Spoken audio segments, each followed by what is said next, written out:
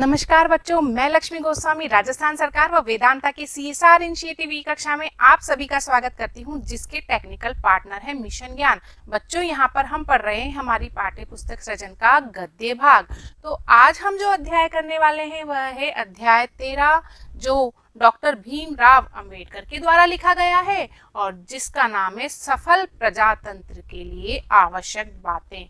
तो बच्चों, ये अंबेडकर जी के द्वारा दिया गया एक भाषण का अंश है।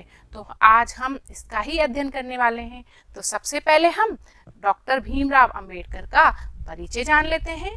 डॉक्टर भीमराव अंबेडकर को बच्चों हम सब जानते हैं, हमारे संविधान निर्माण में इनका सबसे बड़ा योगदान है। तो देखते हैं इनका जन्म कब हुआ और इन्होंने क्या क्या कार्य किए हैं, इन्होंने कौन कौन सी रचनाएं लिखी हैं। तो इनका जन्म सन 1891 में हुआ है और इनकी मृत्यु सन 1956 ईस्वी में हुई है।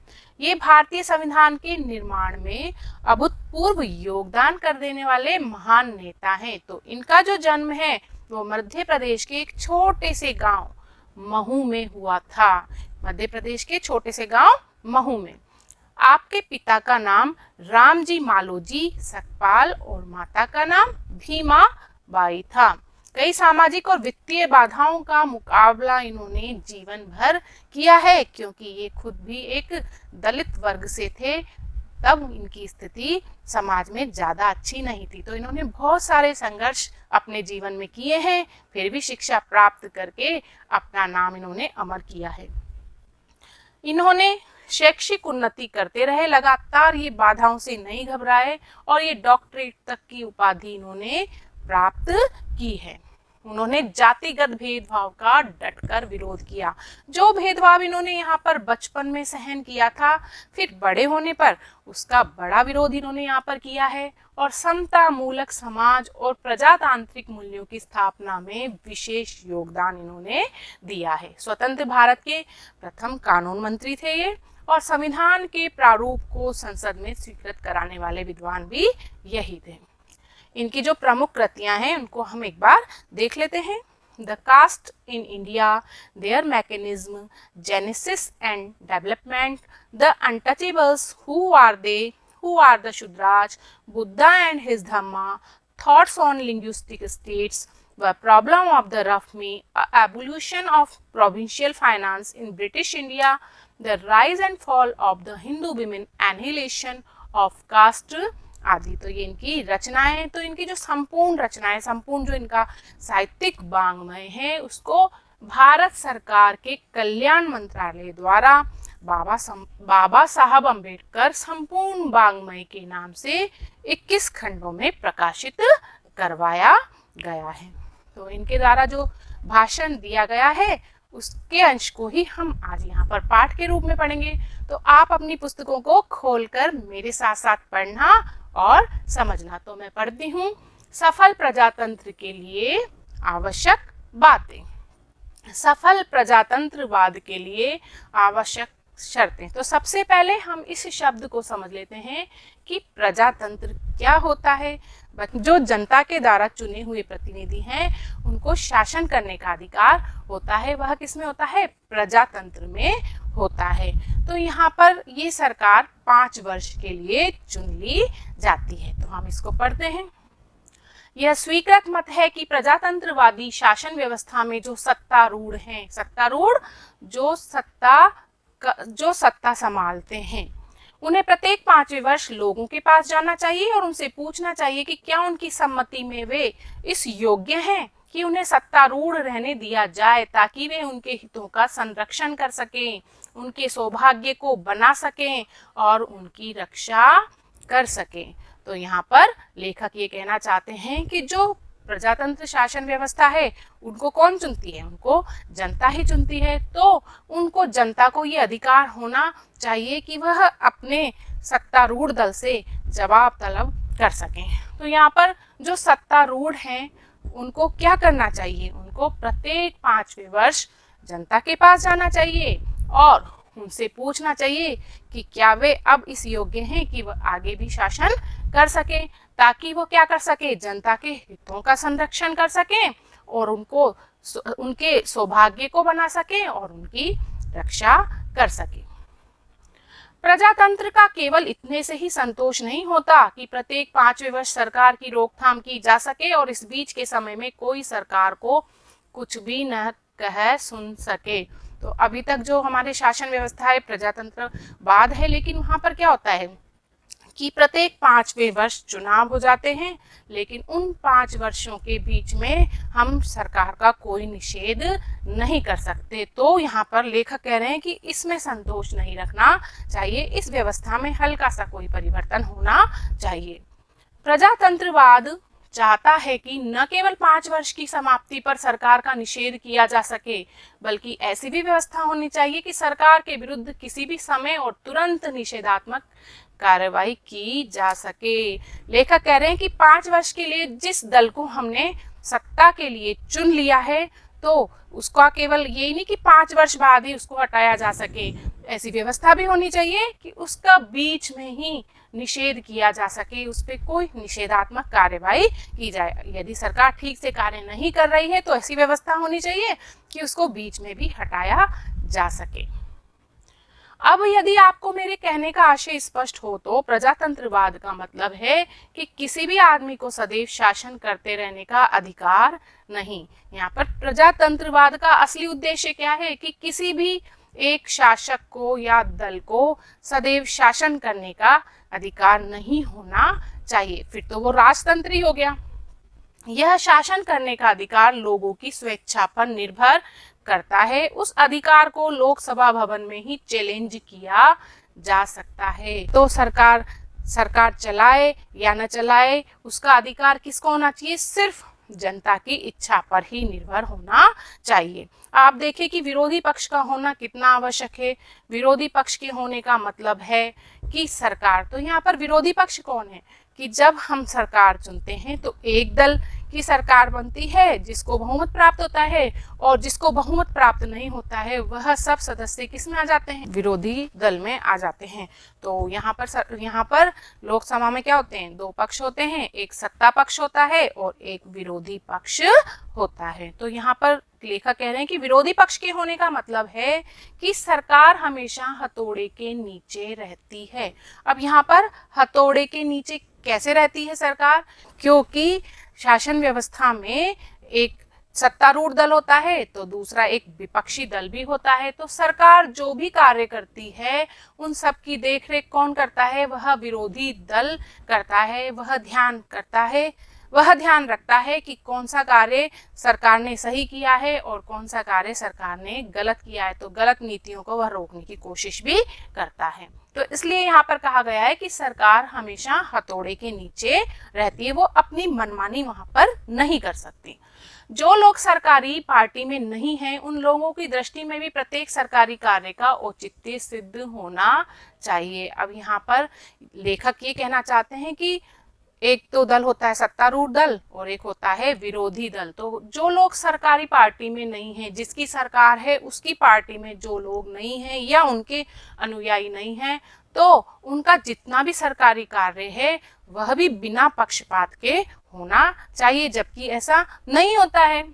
दुर्भाग्यवश हमारे देश में नाना कारणों से मेरी सम्मति में प्रधान कारण सरकारी विज्ञापनों से मिलने वाली आय हो सकती है। सरकारी पक्ष का कहीं ज्यादा प्रचार होता है, विरोधी पक्ष का बहुत कम। यहाँ पर लेखक कहते हैं कि यहाँ पर जब जिस दल की सरकार होती है तो उसी के कार्य सबसे पहले होते हैं। जैसे कि सरकारी विज्ञापन ही अखबारों में स्थान प्राप्त करते हैं, लेकिन विरोधी दल के कोई विज्ञापन होते हैं उनका ज्यादा प्रचार नहीं होता है। तो सरकार अपने इशारों पर ये सारे कार्य कराती है, क्योंकि उनका सत्ता पक्ष है, वह अपने अनुसार सारे कार्य कराती है। तो ये रवैया कौन सा हुआ? ये पक्षपातपूर्ण रवैया हुआ, क्योंकि जो विरोधी पक्ष है उसकी सरकार नहीं है, उसके कार्यों को रोक दिया जाता है। विरोधी पक्ष समाचार पत्रों के लिए किसी आय का साधन नहीं बन सकते। शासक दल के सदस्यों के भाषणों से समाचार पत्रों के अंतिम पृष्ठों के भी अंत में कहीं जाकर जगह पाते हैं। तो ये कहते हैं ज़्यादातर अखबारों में या समाचार पत्रों में हम देखते हैं कि जिसकी सत्ता होती है, जिसकी सरकार होती है, उन्हीं के नेताओं के भाषण, उन्हीं की नेताओं की खबरें या उनके विज्ञापन छपे होते हैं, लेकिन विरोधी पक्षों के नेताओं के भाषणों को बहुत कम स्थान मिलता है या ना के बराबर मिलता है। मैं प्रजातंत्रवाद की आलोचना नहीं कर रहा हूँ। यहाँ पर लेखक प्रजातंत्रवाद की आलोचना नहीं कर रहे हैं, लेकिन उसकी कुछ कमियों को हमारे समक्ष प्रस्तुत कर रहे हैं। प्रजातंत्रवाद की सम्यक सफलता के लिए विरोधी पक्ष का होना एक अनिवार्य शर्त है। क्या आप जानते हैं कि इंग्लैंड में विरोधी पक्ष के लिए न केवल स्थान है, बल्कि विरोधी पक्ष के कार्य को चालू रखने के लिए विरोधी पक्ष के नेता को सरकारी खजाने से वेतन भी दिया जाता है, उसे एक सेक्रेटरी दिया जाता है, उसे कई सांकेतिक लेखक तथा दूसरे कर्मचारी दिए जाते हैं। लोकसभा भवन में उसके लिए पृथक से एक कमरा रहता है जिसमें वह अपना कार्य चलाता है। तो यहाँ पर लेखक कहना चाहते हैं कि जो दो पक्ष है, सत्ता पक्ष और विरोधी पक्ष, तो यहाँ पर देखने में आता है कि हमारे देश में विरोधी पक्ष पर ज़्यादा ध्यान नहीं दिया जाता है, जबकि वह भी चुने गए हैं, लेकिन उनका बहुमत कम होने के कारण वह सरकार में सम्मिलित नहीं हो पाए। तो जनता के द्वारा चुने हुए प्रतिनिधि तो वो भी हैं। तो प्रजातंत्रवाद की सम्यक सफलता के लिए क्या होना चाहिए? विरोधी पक्ष का भी मजबूत होना अनिवार्यतः जरूरी है, ताकि वह सरकार की मनमानी को देख सके और उनको रोक सके। तो यहाँ पर इंग्लैंड में विरोधी पक्ष मजबूत रहे तो उनके लिए स्थान है, और उनके कार्यों को चालू रखने के लिए विरोधी पक्ष के नेता को सरकारी खजाने से वेतन भी दिया जाता है, सेक्रेटरी दिया जाता है, उसे कई सांकेतिक लेखक दिए जाते हैं और दूसरे कर्मचारी भी दिए जाते हैं, ताकि वह सरकार के कार्यों पर अपनी पैनी नजर रख सके और अपना कार्य ठीक से कर सके, जिसमें वह अपना कार्य आराम से चलाता रहता है। इसी प्रकार आप देखेंगे कि कनाडा में भी जिस प्रकार प्रधानमंत्री वेतन प्राप्त करता है, उसी तरह विरोधी पक्ष का नेता भी वेतन प्राप्त करता है। तो कनाडा में भी यही व्यवस्था है कि प्रधानमंत्री जो वेतन प्राप्त करता है, तो विरोधी पक्ष का जो नेता है वह भी समान वेतन प्राप्त करता है। इन दोनों देशों के लोग सोचते हैं कि कोई ना कोई होना चाहिए जो सरकार की गलतियों की ओर भी उंगली निर्देश कर सके। तो विरोधी पक्ष का होना क्यों आवश्यक है? क्योंकि वह सरकार की गलतियों की ओर जनता का ध्यान दिला सके और सरकार अपनी मनमानी यहाँ पर नहीं कर पाए। वे चाहते हैं कि सरकारी गलतियां बताने का कार्य सतत निरंतर होता रहना चाहिए। यदि विरोधी पक्ष मजबूत नहीं होगा तो सरकार का जो रवैया है वो मनमाना हो जाएगा, वह गलत नीतियों को भी लागू करेंगे। तो यहाँ पर इनका गलतियां बताने का जो कार्य है वह निरंतर चलता रहना चाहिए। इसलिए विरोधी पक्ष के नेता पर रुपया खर्च करना बेकार नहीं समझते। तो लेखक कहते हैं कि विरोधी पक्ष के नेता पर रुपया खर्च करना कोई बेकार नहीं है, क्योंकि उसका क्या कार्य है? सरकारी कार्यों की देखरेख करना कि वह कोई गलत नीतियां तो लागू नहीं कर देगा। मैं समझता हूं कि एक तीसरी शर्त भी है जो प्रजातंत्रवाद की सफलता की पूर्ण आवश्यकता है, वह यह है कि कानून तथा शासन की दृष्टि से सभी समान होने चाहिए। तो यहाँ पर लेखक दो बातें कर रहे हैं कि कानून और शासन की दृष्टि से सब समान होने चाहिए, किसी के साथ कोई पक्षपात पूर्ण रवैया नहीं अपनाना चाहिए। लेकिन यहाँ पर ऐसा होता है। यद्यपि ऐसे छुटपुट अवसर गिनाए जा सकते हैं जब कानून की समान दृष्टि नहीं रही है, तो भी मैं नहीं समझता कि इस समय मुझे कानून की दृष्टि में समानता के बारे में बहुत अधिक कहना चाहिए।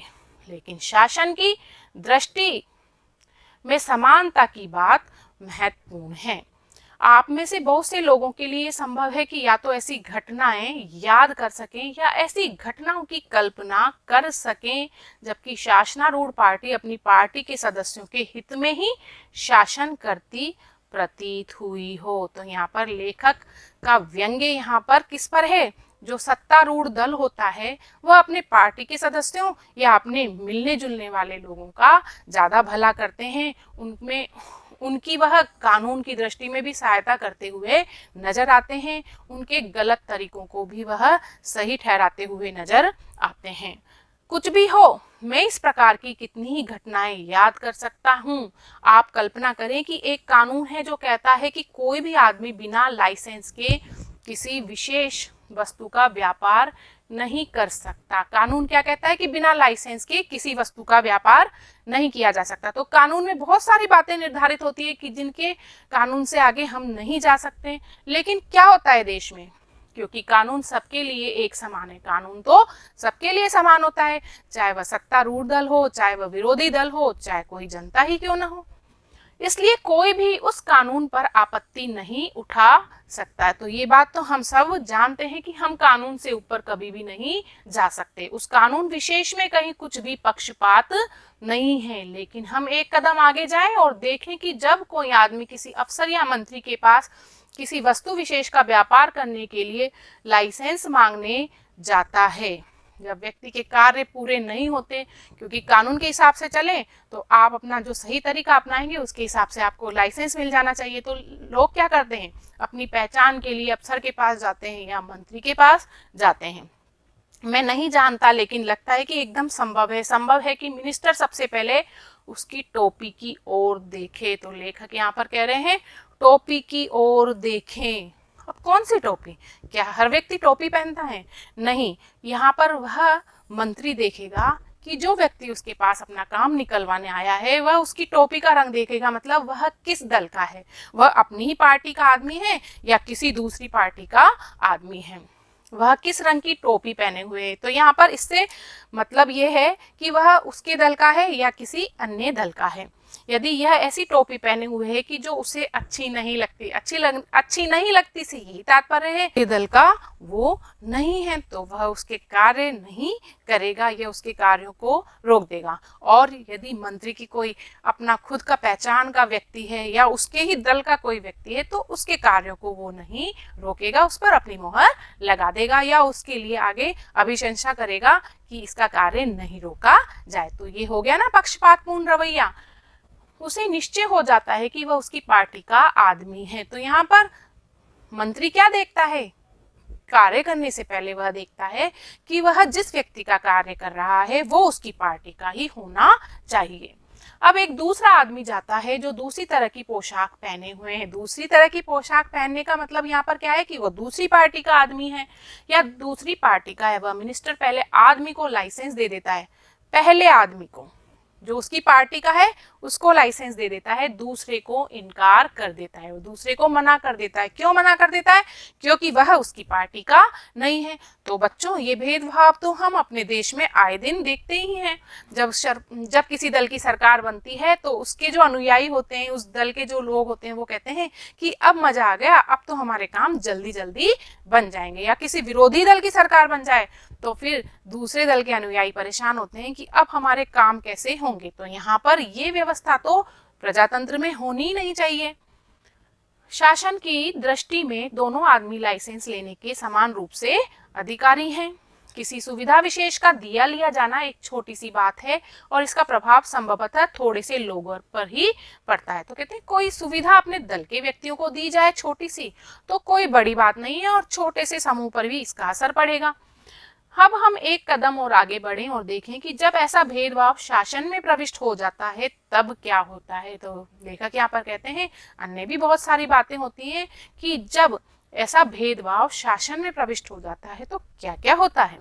मान लीजिए कि किसी पार्टी के किसी सदस्य ने कोई अपराध किया है, उसके विरुद्ध काफी गवाही है, उस पर मुकदमा चल रहा है। अब उस इलाके में उस पार्टी का मुखिया मजिस्ट्रेट के पास जाता है और जाकर कहता है कि इस आदमी पर मुकदमा चलाना ठीक नहीं, क्योंकि यह पार्टी का आदमी है। या आगे बढ़कर यह भी कहता है यदि आप मेरी बात नहीं मानेंगे तो मैं इस बात की सूचना मिनिस्टर को दे दूंगा और यहीं से आपका तबादला अन्यत्र करा दूंगा। तो यहाँ पर हम देखते हैं कि ये जो शासन का रूप है वह भी बड़ा ही भ्रष्ट है। तो यहाँ पर अपराधी क्यों बच जाते हैं? क्योंकि वह मंत्रियों से संबंधित होते हैं, उनके दल के होते हैं, तो बेखौफ होकर अपराधों में लिप्त रहते हैं। उन्हें पता होता है उनसे संबंधित मंत्री उनको छुड़वा लेगा। तो यहाँ पर भी यही बात हो रही है कि अपराधी है, बहुत सारी गवाही उसके पास है और मुकदमा भी चल रहा है, लेकिन जो पार्टी का मुखिया है या बड़ा नेता है, वो मजिस्ट्रेट के पास जाता है, धमकी देता है कि यदि आपने इस पर कुछ किया तो आपका क्या करा दिया जाएगा, तबादला करा दिया जाएगा। तो यहाँ पर कोई अधिकारी और कर्मचारी निष्पक्ष ढंग से कार्य कर ही नहीं सकता। आप कल्पना कर ही सकते हैं कि इससे सारी शासन व्यवस्था में अव्यवस्था और आपाधापी का साम्राज्य हो जाएगा। जब अधिकारी और कर्मचारी ही शासक लोगों से डरने लगेंगे तो फिर क्या होगा, अव्यवस्था, आपाधापी का साम्राज्य हो जाएगा। किसी समय अमेरिका में यही हाल था, अमेरिका में भी यही हाल था जो आजकल हम अपने देश में देखते हैं। उस समय की शासन पद्धति विकृत पद्धति के नाम से प्रसिद्ध है। जो अमेरिका में ये शासन पद्धति थी, पक्षपात करने की जो नीति थी, उसको क्या बोलते हैं, विकृत पद्धति। जहाँ पे क्या होता था, सत्तारूढ़ दल अपनी पार्टी के लोगों को किसी न किसी तरह से फायदा पहुंचाते थे और पक्षपातपूर्ण रवैया करते थे, तो उसको बोलते थे हम विकृत पद्धति। जब एक पार्टी शासनारूढ़ होती थी, शासनारूढ़ मतलब सत्ता संभालती थी, तो पहली पार्टी द्वारा नियुक्त सभी कर्मचारियों को उनके पदों से पृथक कर देती थी। तो जैसे ही वह पार्टी सत्ता संभालती थी तो उनसे पहले जो पार्टी राज करती थी उसके नियुक्त सभी कर्मचारियों को उनके पदों से हटा दिया जाता था। यहाँ तक कि चपरासियों तक को भी, क्लर्कों, यहाँ पर क्लर्कों हैं बच्चों, निकाल दिया जाता था, क्योंकि वह किससे संबंधित थे, जो पहली पार्टी थी उससे संबंधित थे। उन सब की जगह नई पार्टी के नए आदमी नियुक्त किए जाते थे। वास्तव में काफी वर्षों तक अमेरिका में कहने सुनने लायक किसी भी तरह की शासन व्यवस्था नहीं थी। बाद में यह बात स्वयं उनकी समझ में आ गई कि प्रजातंत्र के हित में यह ठीक नहीं है। उन्होंने इस विकृत पद्धति को बदल दिया। तो अमेरिका में जो ये विकृत पद्धति चलती थी कि पहली पार्टी के कर्मचारियों को, क्लर्कों को, चपरासियों तक को भी हटा दिया जाता था और खुद की पार्टी के लोगों को फिर से नियुक्त किया जाता था, तो इससे बहुत अव्यवस्था फैलती थी। तो उन्होंने समझ लिया और उस पद्धति को बदल दिया। लेकिन हमारे देश में ये पद्धति आज भी चल रही है। ताकि शासन व्यवस्था शुद्ध बनी रहे, न्याय संगत रहे और राजनीति से दूर रहे, इसलिए इंग्लैंड के लोगों ने राजनीतिक कार्यालय और सिविल कार्यालय में भेद कर दिया। अब यहाँ पर दो चीजें आई हैं कि राजनीतिक कार्यालय क्या है और सिविल कार्यालय क्या है। राजनीतिक कार्यालय किसी राजनीतिक दल का कार्यालय होता है जहां पर वह अपने दल से संबंधित, पार्टी से संबंधित कार्य करते हैं। लेकिन जो सिविल कार्य है ये सरकारी कार्यालय होता है, यहाँ पे सरकार संबंधी कार्य होते हैं। यहाँ पर राजनीतिक दल का कोई हस्तक्षेप नहीं होता, सबके साथ समान व्यवहार किया जाता है, क्योंकि भाई उनको यहाँ पर चुना गया है और वे सरकारी मुलाजिम हैं। सिविल कर्मचारी स्थायी रूप से बने रहते हैं। कोई भी पार्टी शासनारूढ़ हो, यह सभी पार्टियों की आज्ञा अनुसार कार्य करने वाले होते हैं। और जो ये सरकारी कर्मचारी होते हैं ये तो स्थायी रूप से इनकी जो नौकरी है वह ये पूरी करेंगे। लेकिन फिर क्या होता है, जो शासनारूढ़ पार्टी होती है वह इनको अपने हिसाब से बदलती रहती है, तो वह उनको उन पार्टियों के अनुसार कार्य करना होता है। इनके कार्य में कोई मिनिस्टर हस्तक्षेप नहीं करता। जब हमारे देश में ब्रिटेन के लोगों का शासन था तो यहाँ भी यही बात प्रचलित थी। तो यहाँ पर ये अमेरिका की बात हो रही है कि सिविल कार्यालय अलग है और पार्टी के कार्यालय अलग है। तो यहाँ पर जो ये कार्य करते हैं इसमें सरकार का कोई हस्तक्षेप नहीं होता, वह स्थायी होते हैं और अपना कार्य करते हैं। लेकिन जो ब्रिटेन, हमारे देश में अंग्रेजों का भी तो राज रहा है, तब भी यही शासन व्यवस्था थी। मुझे स्पष्ट रूप से एक अनुभव याद आ रहा है कि जो मुझे उस समय हुआ जब मैं गवर्नमेंट ऑफ इंडिया का मेंबर था। तो यहाँ पर डॉक्टर अंबेडकर क्या थे, गवर्नमेंट ऑफ इंडिया के मेंबर थे। आप ध्यान देंगे तो आप देखेंगे लगभग हर वायसराय के नाम दिल्ली में कोई ना कोई स्ट्रीट या क्लब है। तो दिल्ली में कोई भी गली या रोड है या कोई क्लब है तो किसी ना किसी वायसराय जो अंग्रेजों के समय में हुआ करते थे उनके नाम पर है। ऐसे एक ही वायसराय या गवर्नर जनरल है जिनके नाम पर कोई स्ट्रीट या और कोई दूसरी संस्था नहीं है, और उस गवर्नर जनरल का नाम है लॉर्ड लिनलिथगो। क्या नाम है उनका, लॉर्ड लिनलिथगो। इनके नाम पे न तो कोई स्ट्रीट थी और न ही कोई क्लब था। उसका प्राइवेट सेक्रेटरी मेरा मित्र था। उस समय पब्लिक वर्क्स डिपार्टमेंट मेरे पास था। तो लेखक के पास कौन सा डिपार्टमेंट था, पब्लिक वर्क्स डिपार्टमेंट। और ऐसे बहुत से काम थे जो मेरी ही देखरेख में हो रहे थे। यह आया और धीरे से मुझे कहा, मेरे प्रिय डॉक्टर, क्या आप लॉर्ड लिनलिथगो के नाम पर किसी संस्था ये कार्य का नामकरण नहीं कर सकते, क्योंकि ये क्या थे, सरकारी मुलाजिम थे और उनसे उनके जो लॉर्ड लिनलिथगो थे उनके प्राइवेट सेक्रेटरी ने कहा कि उनके नाम से भी कोई क्लब या स्ट्रीट का नाम होना चाहिए। उसने कहा, यह बुरी तरह खटकता है कि सभी का नाम है, केवल उनका ही नाम नहीं है। मैंने कहा, मैं विचार करूंगा। उन दिनों में जमुना के ऊपर एक बांध बनवाने पर विचार कर रहा था, ताकि गर्मी के मौसम में दिल्ली के लोगों को पानी का कष्ट न हो, क्योंकि गर्मी के दिनों में नदी सूख जाती है। मैंने अपने सेक्रेटरी को, जिसका नाम H.C. पारायर था, क्या नाम था इनके सेक्रेटरी का, H.C. पारायर, और जो एक यूरोपियन था, कहा, पारायर महाशय, वायसराय के सेक्रेटरी ने मुझे ये बात कही है, क्या तुम समझते हो कि इस संबंध में हम कुछ कर सकें? तो उन्होंने अपनी ये बात किससे शेयर की, अपने सेक्रेटरी से की, H.C. पारायर की। लॉर्ड लिनलिथगो के सेक्रेटरी ने मुझसे ये बात कही है, तो इस संबंध में हम कुछ कर सकते हैं क्या?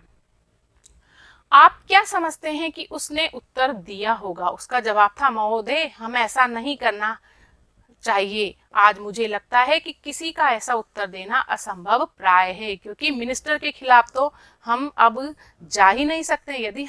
यदि हमें किसी मिनिस्टर ने काम करने को कह दिया है तो वह सरकारी कर्मचारी को करना ही होगा। मिनिस्टर की प्रतिकूल किसी अफसर का कुछ कहना आज मुझे एकदम असंभव लगता है, लेकिन उन दिनों का संभव था, क्योंकि ब्रिटेन की तरह हमने भी बुद्धिमत्तापूर्ण फैसला कर रखा था कि सरकार की शासन व्यवस्था में दखल नहीं देना चाहिए। सरकार का काम है कि पॉलिसी या नीति तय करे। तो यहाँ पर लेखक कह रहे हैं कि सरकार का काम क्या है, नीतियां बनाना, लेकिन उन पर कार्य करना किसका काम है, कर्मचारियों का काम है। तो उनके कार्य में हस्तक्षेप नहीं होना चाहिए, जो अक्सर होता रहता है। उसका यह काम नहीं कि शासन व्यवस्था में हस्तक्षेप करे या पक्षपात से काम ले। यह बात महत्वपूर्ण है। मुझे लगता है कि अब हम उस परंपरा से दूर हटते जा रहे हैं, और कहीं ऐसा न हो कि हम इस मर्यादा का एकदम परित्याग कर दें। तो कि जो परंपरा ब्रिटिश भारत में थी कि शासन व्यवस्था में कोई हस्तक्षेप नहीं किया जाता, लेकिन अब उस परंपरा से दूर होते जा रहे हैं और मर्यादा का परित्याग करते भी जा रहे हैं। मेरे मत के अनुसार प्रजातंत्रवाद के सफल संचालन के लिए जो चौथी शर्त आवश्यक है, वह है कि हम विधान संबंधी नैतिकता का पालन करें। विधान संबंधी नैतिकता क्या होती है वो देखते हैं। बहुत से लोगों के मन में विधान के लिए बड़ा उत्साह है। मैं उन लोगों में से हूँ जो वर्तमान विधान को एकदम फेंक देने के लिए तैयार हैं, कम से कम नए सिरे से इसकी रचना करने के लिए। लेकिन हम ये भूल जाते हैं कि हमारे विधान में कानूनी व्यवस्था तो है, लेकिन जिस चीज़ को हम विधान संबंधी नैतिकता कहते हैं उसका अस्थि पंजर मात्र है। इंग्लैंड में यह बात विधान की मर्यादा कहलाती है और लोगों को खेल के नियमों का पालन करना ही चाहिए। एक दो बातें जो इस समय मुझे याद आ रही है कि मैं आपको बताऊं। आपको याद होगा कि जब 13 अमेरिकी उपनिवेशों ने बगावत की तो उस समय उनका नेता वाशिंगटन था। यह कहने से कि वाशिंगटन उनका नेता था, अमेरिकी जीवन में उसका वास्तविक स्थान था, हमें स्पष्ट नहीं होता। वाशिंगटन उनका देवता था, वाशिंगटन उनका भगवान था। तो यहाँ पर विधान संबंधी नैतिकता किसे कहते हैं? विधान संबंधी नैतिकता उसे कहते हैं कि शासन व्यवस्था सुदृढ़ रूप से चलती रहे तो उसके लिए कुछ नियम बना दिए जाते हैं। कानून सबके लिए बराबर होता है और स्वार्थ सिद्धि के लिए कोई व्यक्ति इन नियमों को तोड़ता है तो अव्यवस्था व्याप्त हो जाती है। अब हम देखते हैं कि सरकार बनाने से पहले एक दल को बहुमत प्राप्त होता है और एक दल को अल्पमत प्राप्त होते हैं। यदि अल्पमत वाला सरकार बनाने के लिए अपना दावा पेश करता है तो यह विधान संबंधी नैतिकता के विरुद्ध होता है। तो यहाँ पर हमारे देश में इसका अस्थि पंजर मात्र ही है। तो यहाँ पर लेखक किसकी बात कर रहे हैं? वाशिंगटन की बात कर रहे हैं, जो अमेरिका के राष्ट्रपति थे। तो इन्होंने भी काफ़ी संघर्ष किया था। इन्होंने क्या किया था? 13 अमेरिकी उपनिवेशों ने बगावत की तो उनका नेता कौन था? वॉशिंगटन था। तो वॉशिंगटन उनका नेता था और वॉशिंगटन उनका देवता भी था, वॉशिंगटन उनका भगवान भी था, क्योंकि अमेरिका में पहले कौन सा तंत्र था? राजतंत्र था। यदि आप उसका जीवन चरित्र और इतिहास पढ़े तो आपको मालूम होगा कि विधान की रचना होने पर वाशिंगटन ही अमेरिका का प्रथम प्रेसिडेंट चुना गया था। और जब उन्होंने संघर्ष किया, विधान की रचना हुई, तो सब उनके जो वहाँ के जो व्यक्ति थे उन्होंने ही जॉर्ज वॉशिंगटन को अपना प्रेसिडेंट, अपना नेता चुन लिया। जब उसकी अवधि समाप्त हो गई तो क्या हुआ, अब जो उनकी जो उनकी जो राष्ट्रपति बनने की अवधि थी वो समाप्त हो गई, तो उसने दूसरी बार प्रेसिडेंट के पद के लिए खड़े होने से इनकार कर दिया था। जॉर्ज वॉशिंगटन ने दूसरी बार प्रेसिडेंट के पद पर खड़े होने से इनकार कर दिया था।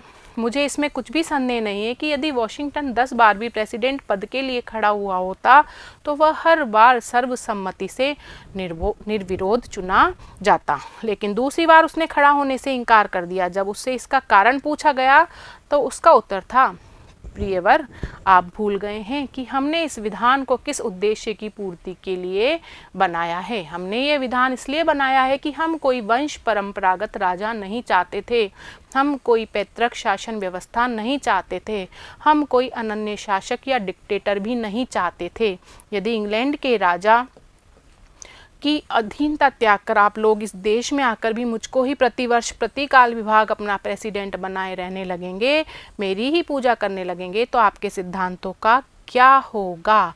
जब आप मुझे ही इंग्लैंड के राजा का स्थानापन्न बना देते हैं तब आप क्या कह सकते हैं कि आपने उसके अधिकार के प्रति विद्रोह किया था। तो जॉर्ज वॉशिंगटन चाहते थे कि वह दूसरी बार राष्ट्रपति नहीं बने, क्योंकि उन्होंने विरोध किया था इंग्लैंड के राजा के प्रति, क्योंकि वह हमेशा था और वहाँ पे क्या होता था कि राजा का शासन रहता था और पैतृक व्यवस्था थी, पिता के बाद उसका बेटा बनता था, तो इसके प्रति उन्होंने विद्रोह किया था। तो वो लेखक कह रहे हैं कि 10 बार भी अगर वो खड़े होते तो वो ही चुने जाते, लेकिन उन्होंने यहाँ पर इसलिए मना कर दिया क्योंकि वो व्यवस्था वो नहीं चाहते थे, क्योंकि उन्होंने तो उस व्यवस्था के प्रति खुद ने विरोध किया था यहाँ पर।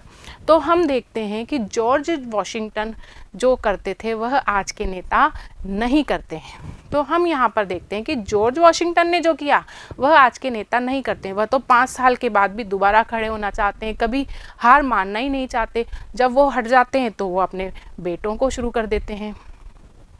उसने कहा, आपका मेरे प्रति जो विश्वास है, जो भक्ति भाव है, उसके कारण आप चाहे मुझ पर दूसरी बार प्रेसिडेंट बनने के लिए दबाव डालने पर मजबूर हो, लेकिन जब मैंने ही इस सिद्धांत का प्रतिपादन किया है, हमें वंशानुगत शासन नहीं चाहिए, तो मुझे आपकी भक्ति भावना के वशीभूत होकर भी दूसरी बार खड़ा नहीं होना चाहिए। तो उन्होंने बिल्कुल इनकार कर दिया कि वह नहीं बनेंगे। अंत में लोगों ने उन्हें कम से कम एक ही बार और खड़े होने के लिए राजी कर लिया, लेकिन उनके जो अनुयायी थे उन्होंने कहा नहीं, एक बार तो वह उनके लिए खड़े हों। उन्होंने मान लिया, लेकिन जब तीसरी बार वे फिर आग्रह करने लगे तो उसने धता बता दिया, लेकिन तीसरी बार उन्होंने बिल्कुल इनकार कर दिया। लेकिन देखो, आजकल के जो नेता हैं वह तो हमेशा अपने पद पर बने रहना चाहते हैं, वह त्याग पत्र तो देना जानते ही नहीं हैं। मैं आपको एक दूसरा उदाहरण दूं। आप 8वें एडवर्ड ड्यूक ऑफ विंडसर को जानते हैं, जिसका संपूर्ण चरित्र क्रमशः टाइम्स ऑफ इंडिया में छपा है। जो एडवर्ड ड्यूक ऑफ विंडसर है, इनका सारा चरित्र कहाँ छपा हुआ है? ये टाइम्स ऑफ इंडिया में। मैं गोलमेज कॉन्फ्रेंस में गया था, उस समय वहाँ बड़ा भारी विवाद चल रहा था। प्रश्न यही था कि क्या राजा को अपनी पसंद की किसी सामान्य स्थिति की औरत से शादी करने का अधिकार है, जबकि वह यह भी नहीं चाहता था कि वह औरत रानी मानी जाए। तो यहाँ पर जो व्यवस्था थी उसमें राजा किसी सामान्य स्त्री से विवाह करने के बाद राजा के पद पर नहीं रह सकता था, लेकिन वह ये चाह रहा था राजा कि वह विवाह कर ले और उसको रानी भी नहीं माना जाए, अथवा उसे इतनी भी व्यक्तिगत स्वतंत्रता नहीं है और उसे ऐसा करने के लिए सिंहासन का त्याग ही करना पड़ेगा। तो वहाँ पर क्या व्यवस्था थी कि यदि वह सामान्य स्त्री से विवाह करता है तो उसे अपने सिंहासन का त्याग करना पड़ेगा। श्री बाल्डविन बादशाह के उस औरत से शादी करने का विरोधी था, और जो वहाँ के प्रधानमंत्री थे श्री बाल्डविन, वह बादशाह ऐसा करना चाह रहे थे तो उसका विरोध कर रहे थे। तो यहाँ पर देखा गया है कि जो राजा का शासन है वो केवल दिखावे मात्र का है। वहाँ पर किसकी चलती है? प्रधानमंत्री की चलती है। वह किसी तरह से राजी नहीं हो सकता था। उसने कहा, यदि तुम मेरा कहना नहीं मानते तो तुम्हें राजगद्दी छोड़ देनी पड़ेगी। प्रधानमंत्री के अनुसार उसको राजगद्दी छोड़नी ही पड़ेगी। हमारा मित्र चर्चिल 8वें एडवर्ड का मित्र था। वह उसे उत्साहित कर रहा था। उस समय मजदूर दल विरोधी दल में था, उनका बहुमत न था। मुझे अच्छी तरह याद है कि मजदूर दल ने इस बात पर गंभीरता से विचार किया था कि क्या यह अच्छा न होगा कि इसी बात को लेकर श्री बाल्डविन को हराने की कोशिश की जाए। तो वहाँ पर दो दल हुआ करते थे, एक जिसकी सत्ता होती थी, एक वो दल, और एक मजदूर दल।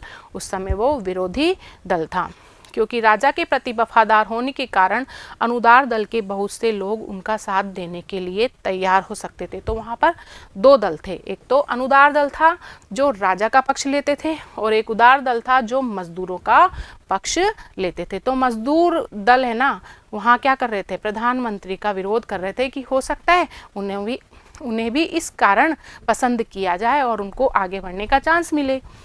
लेकिन मुझे याद है कि स्वर्गीय प्रोफेसर लास्की ने हेराल्ड में, ये कोई पत्रिका है, उसमें कई लेख लिखकर मजदूर दल के किसी ऐसे प्रयास की निंदा की। उन्होंने कहा, हमारी यह परंपरागत मर्यादा है कि बादशाह को प्रधानमंत्री की सलाह माननी ही चाहिए।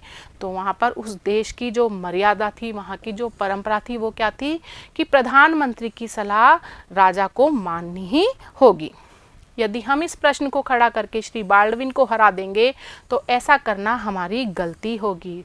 तो यहाँ पर उन्होंने जो मजदूर दल है, जो उदार दल है, उनको यहाँ पर एक संदेश दे दिया था कि हम इस उद्देश्य से बाल्डविन को हरा देंगे कि हमें आगे सत्ता प्राप्त हो जाएगी, तो ये गलती होगी, क्योंकि ऐसा करने से बादशाह को ही बल मिलेगा। मजदूर दल ने उनकी सलाह मानी और कुछ नहीं किया। यदि आप अंग्रेजों का इतिहास पढ़ें तो आपको ऐसे बहुत से उदाहरण मिलेंगे जब दल विशेष के नेता किसी एक गलत बात को लेकर अपने विपक्षी दल को कमज़ोर कर सकते थे, लेकिन उन्होंने ऐसा नहीं किया। तो यहाँ पर विरोधी पक्ष को कमज़ोर करने के लिए उन्होंने ऐसा कोई कार्य नहीं किया, क्योंकि वे जानते थे कि इससे उनके विधान को नुकसान पहुँचेगा। तो विधान संबंधी नैतिकता भी क्या है कि दोनों दल एक दूसरे का सम्मान करें। तो यहाँ पर ऐसा नहीं होता है और प्रजातंत्र की हानि होगी। प्रजातंत्र की सफलता के लिए एक और बात है जो अत्यंत आवश्यक है। अब कौन सी बात है जो अत्यंत आवश्यक है? वह है कि अल्पमत पर बहुमत का अत्याचार न हो। जिनके पास कम मत है उनके पास बहुमत का अत्याचार नहीं होना चाहिए। अल्पमत का हमेशा यह विश्वास बना रहना चाहिए कि यद्यपि शासन की बागडोर बहुमत के हाथ में है तो भी अल्पमत को हानि नहीं पहुंच रही है। तो अल्पमत वालों को, तो यहाँ पर अल्पमत वालों पर कोई अत्याचार नहीं होना चाहिए और उनको ये विश्वास होना चाहिए कि जो सरकार चला रहा है उसके पास तो क्या है, बहुमत है, वह उसके साथ कोई भेदभावपूर्ण रवैया नहीं अपनाया करेगा और अल्पमत पर कोई अनुचित प्रहार नहीं किया जा रहा है। यह एक ऐसी बात है कि जिसका ब्रिटेन की पार्लियामेंट में बहुत ख्याल रखा जाता है। तो इस बात का कहाँ पर ख्याल रखा जाता है? ब्रिटेन में ख्याल रखा जाता है। आप में से काफ़ी लोगों को इंग्लैंड के 1831 के चुनावों के परिणाम याद होंगे। उस समय श्री रेमजे मैकडोनल्ड ने मजदूर दल से त्यागपत्र दिया था। किसने त्यागपत्र दिया था? रेमजे मैकडोनल्ड ने, और एक राष्ट्रीय सरकार की स्थापना की थी। तो यहाँ पर जो रेमजे मैकडोनल्ड है उन्होंने कौन सी सरकार की स्थापना की थी? राष्ट्रीय सरकार की। और कौन से दल से त्यागपत्र दिया था? मजदूर दल से त्यागपत्र दिया था। चुनाव आया तो जिस मजदूर दल के समझता हूँ 150 सदस्य थे, 650 की कुल सदस्य संख्या में से केवल 50 ही रह गए। अब उन्होंने जिस दल से त्यागपत्र दिया था वहाँ पर कितने सदस्य थे? 150 सदस्य। और जब उनकी सरकार बनी तो वहाँ पर उसमें कितने रह गए? 50 ही सदस्य रह गए।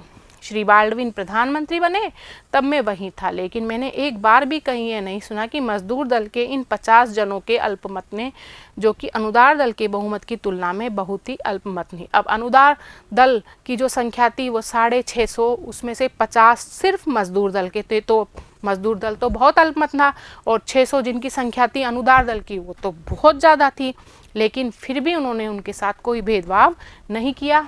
इसकी शिकायत भी उन्होंने कभी नहीं की कि उन्हें उनके बोलने के उचित अधिकार से वंचित रखा गया। उन्हें बोलने दिया जाता था, उन्हें अपने विचार रखने दिए जाते थे, जबकि हमारे देश में ऐसा कमी देखने को मिलता है। या विरोध करने का अवसर नहीं दिया गया अथवा प्रस्ताव उपस्थित करने की सुविधा नहीं दी। तो यहाँ पर लेखक का ये उदाहरण पेश करने का यही अनुरोध है कि हमें यहाँ पर बहुमत दल और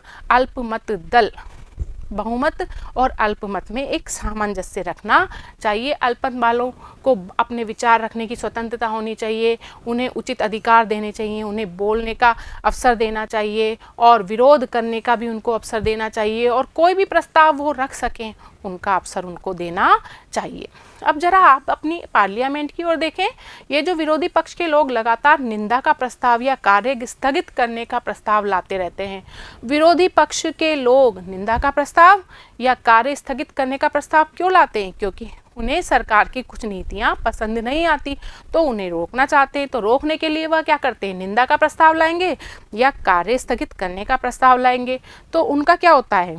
मैं उसका समर्थन नहीं करता, लेकिन तब भी आपने इस बात की ओर ध्यान दिया होगा कि चाहे निंदा का प्रस्ताव हो या चाहे कार्य स्थगित करने का प्रस्ताव हो, शायद ही कभी किसी प्रस्ताव पर विचार विमर्श हुआ होगा।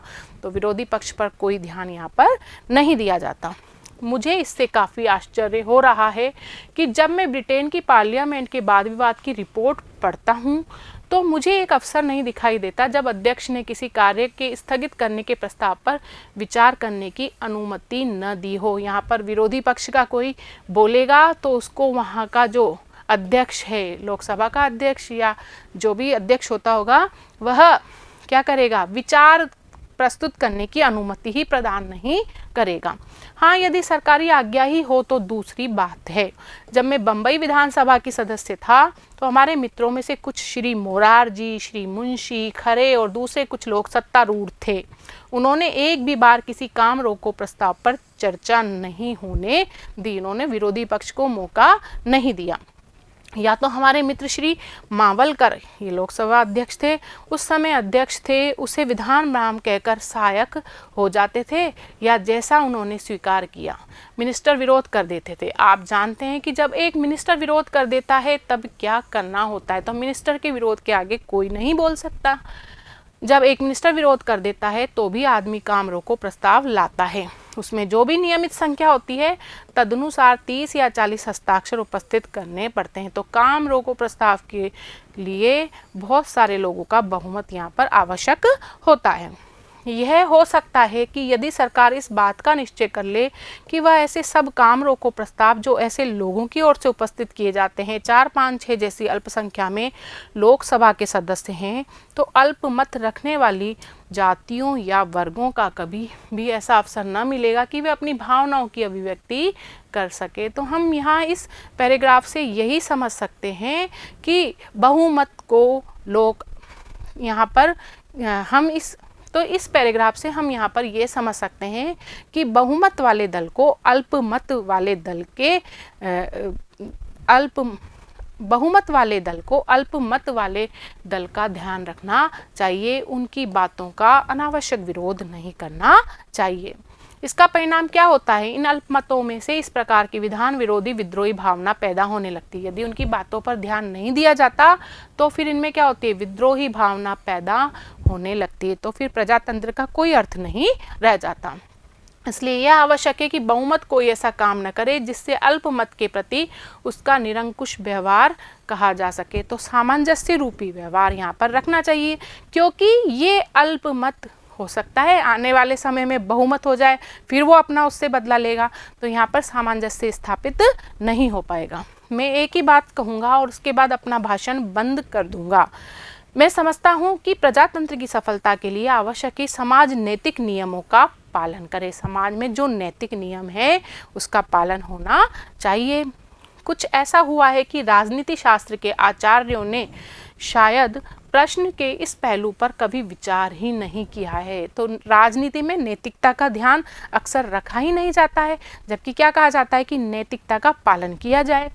उनकी दृष्टि में नीति परायण होना एक बात है और राजनीति दूसरी। तो यहाँ पर राजनीति और नैतिकता में कोई संबंध ही नहीं बताया जाता।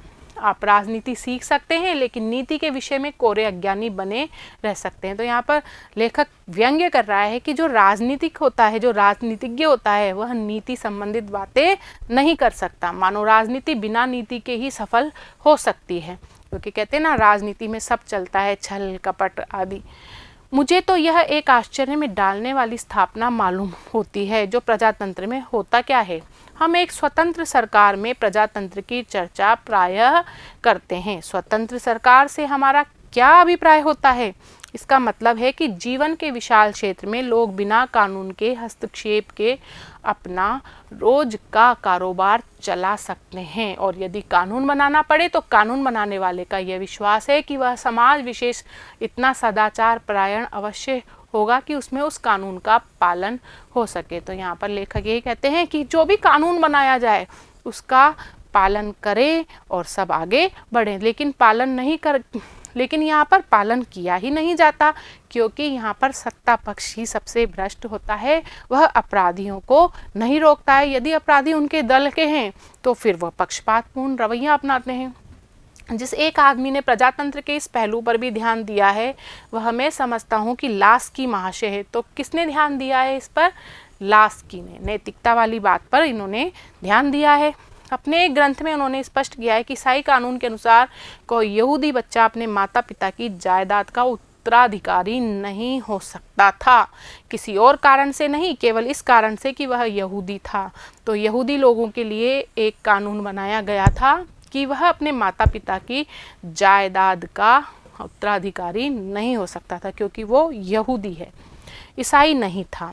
ईसाइयों के लिए अलग कानून था और यहूदी के लिए अलग कानून था। जो भी बची खुची संपत्ति और राज्य की ओर से उसका हकदार राजा होने के कारण वह संपत्ति राजा के अधिकार में चली जाती थी।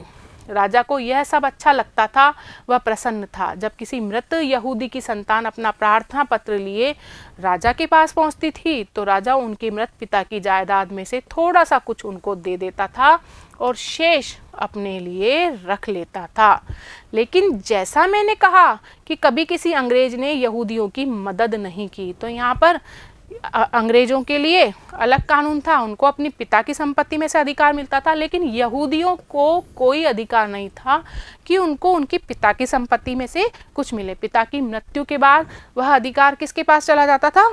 राजा के पास चला जाता था। हाँ, वो कभी प्रार्थना पत्र लेकर जाए और अपना अधिकार मांगे तो राजा उसको थोड़ा सा उसमें से दे देता था और शेष अपने लिए रख देता था। लेकिन यहाँ पर अंग्रेजों को इससे कोई फर्क नहीं पड़ता था और यहूदियों की इस बात पर उन्होंने उनकी कोई मदद नहीं की, जबकि ये कानून तो सर्वथा गलत था। यहूदियों को अपनी मुक्ति के लिए स्वयं संघर्ष करना पड़ा। तो अपनी मुक्ति के लिए उन्होंने क्या किया? खुद ने संघर्ष किया।